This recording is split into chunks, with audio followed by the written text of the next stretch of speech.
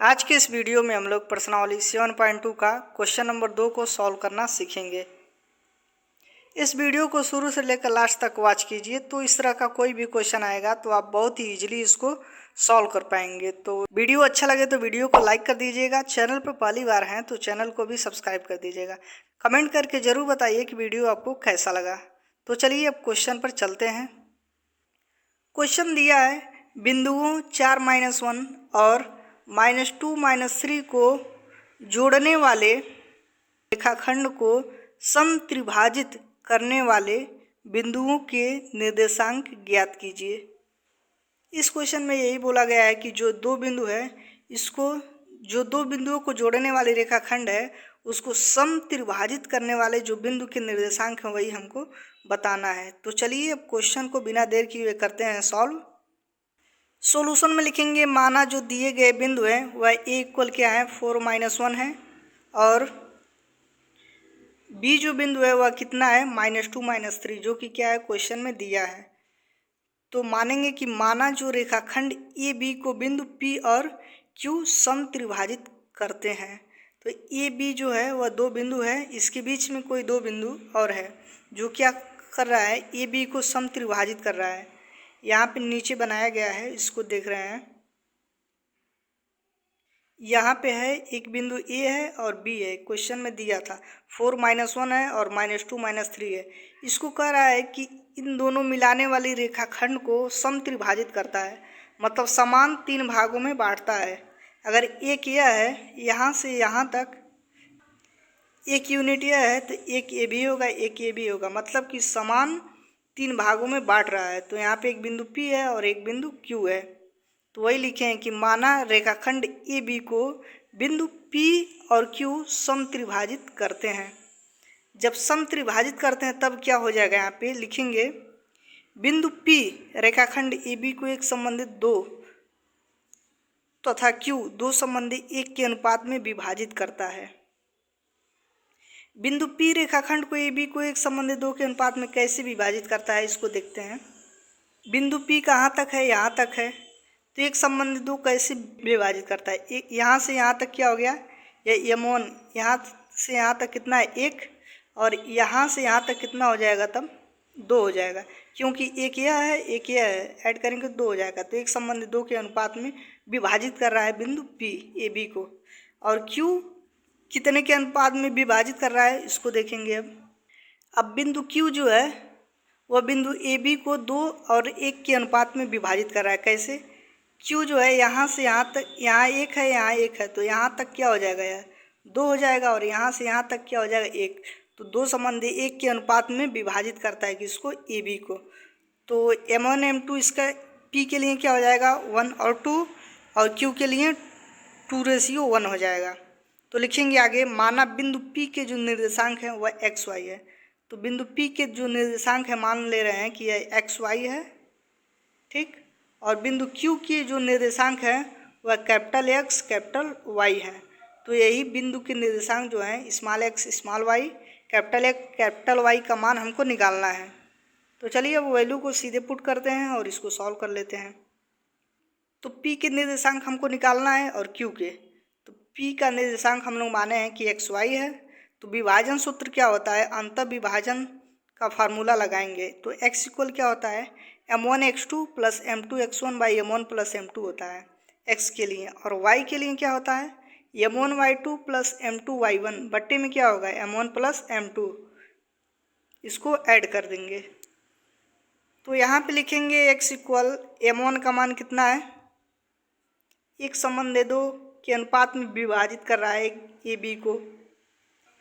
देख रहे हैं यहाँ पे ए बी को जो P बिंदु है एक संबंध 2 के अनुपात में विभाजित कर रहा है। तो M1 का मान क्या हो जाएगा 1, तो लिखेंगे 1, और M2 का मान कितना हो जाएगा 2, तो उसको लिखेंगे M2 का मान 2 हो जाएगा। तो M1 के स्थान पे 1 रखे हैं, प्लस x2 है, तो x2 का मान कितना आया है, x2 का मान कहाँ है, यहाँ पे देख रहे हैं, यह क्या हो जाएगा 4, यह x1 हो जाएगा, और यह हो जाएगा y1, और -2 क्या हो जाएगा x2, और -3 क्या हो जाएगा y2। यही वाला वैल्यू यहाँ पे नीचे हम लोग यहाँ पे पुट करेंगे। तो इसको याद रखिए और यही वैल्यू यहाँ पे रख रहे हैं। तो रखेंगे m1 x2 है तो m1 का मान 1, क्योंकि यहाँ पे क्या है 1, और x2 का मान अभी बताया कितना -2। उसके बाद प्लस m2 है तो m2 का मान कितना है यहाँ पे 2, तो 2 रखेंगे। उसके बाद गुणे x1 है तो x1 का मान अभी कितना निकाला है 4, बट m1 प्लस m2 है तो m1 m2 का मान क्या है 1, m1 का और m2 का 2 है तो 1 और 2 हो जाएगा। इतना हो गया। अब इसको आगे अब सॉल्व करेंगे। पहले x की वैल्यू को रख ले रहे हैं, उसके बाद y की वैल्यू को रखेंगे। तो सॉल्व करेंगे तो 1 का -2 में गुणा करेंगे तो -2 होगा, और प्लस 2 का 4 में करेंगे तो कितना होगा 8, तो 8 में से 2 घटाएंगे तो 6 बच जाएगा। 6/3 आ गया, 2 और 1 को ऐड किए हैं तो 3 आया है यहाँ पे। 6 को 3 से काटेंगे कितना बार में कटेगा 2 बार में, तो x का मान कितना आ गया 2, x = 2 आ गया। अब y की वैल्यू को निकालेंगे तो y का मान भी सेम उसी तरह से निकल जाएगा जिस तरह x का निकाले हैं, उसी तरह y में क्या करेंगे y की वैल्यू को पुट करेंगे। तो m1 है, m1 का मान 1, और उसके बाद क्या है, उसके बाद y2 है तो y2 का मान कितना बताया अभी -3, प्लस m2 है तो m2 का मान क्या है यहाँ पे 2, तो 2 रखेंगे। उसके बाद क्या है y1 का मान रखेंगे -1, बट m1 प्लस m2 है तो 1 और 2 है तो 1 + 2 हो जाएगा। अब फिर आगे इसको सॉल्व करेंगे तो कितना आएगा, तो y इक्वल कितना हो जाएगा 1 का -3 में गुणा करेंगे तो -3 हो जाएगा। उसके बाद प्लस है 2 का 1 में -1 में गुणा करेंगे तो -2 हो जाएगा। अब माइनस माइनस ऐड हो जाएगा तो कितना होगा 3 और 2 कितना होगा -5/3 तो है ही, क्योंकि 2 और 1 जोड़े हैं तो 3 आया है। तो y का मान आ गया -5/3, तो x और y का वैल्यू निकल गया है। तो अब फिर आगे इसको सॉल्व करेंगे। लिखेंगे अतः बिंदु P के अभिष्ट निर्देशांक जो हैं वह 2 और -5/3, तो P के निर्देशांक इतने हो जाएंगे। अब उसके बाद Q के बिंदु का निर्देशांक निकालेंगे। लिखेंगे माना बिंदु Q के निर्देशांक जो हैं वह X कैपिटल Y हैं। P का निर्देशांक हम लोग क्या माने थे x y, उसका वैल्यू निकाले हैं। उसके बाद बिंदु Q का जो निर्देशांक है उसको X कैपिटल Y माने हैं, तो इसका x और y का वैल्यू निकालेंगे। यही क्वेश्चन में पूछ रहा था।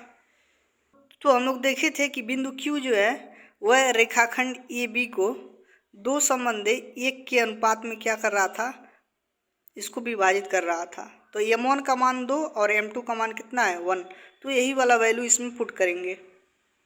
तो विभाजन सूत्र से x इक्वल क्या होता है m1x2 + m2x1 by m1 + m2 होता है, और y इक्वल क्या हो जाता है m1y2 + m2y1 बटे m1 + m2 होता है। तो इसमें वैल्यू को रखेंगे और x और y का वैल्यू निकल जाएगा।